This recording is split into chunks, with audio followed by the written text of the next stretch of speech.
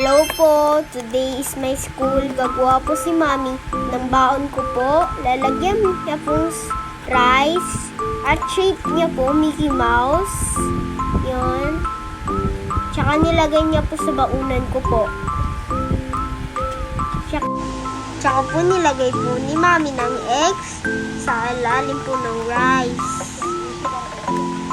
Tsaka nilagay niya pong chicken nuggets. Dalawa pong chicken nuggets or apat po siya. Favorite ko po talaga chicken nuggets. Pero hindi po araw-araw. Mangbaon ko lang po.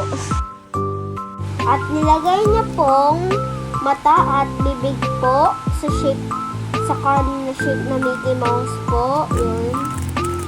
Tsaka happy po yung face niya po. Tsaka ayan. Nilagay po ni Mami yung chocolate para po sa dessert. At nilagay ni Mami po ng stick na elepante po. Tsaka nilagay niya pong orange. Pinalot niya. Tsaka nilagay niya po. At yung grapes naman po, mamaya po. Antayin po natin. Yan na po yung grapes. Binigyan na po ni Mami yung grapes ng baunan ko po. Tsaka nilagay niya po stick na panda.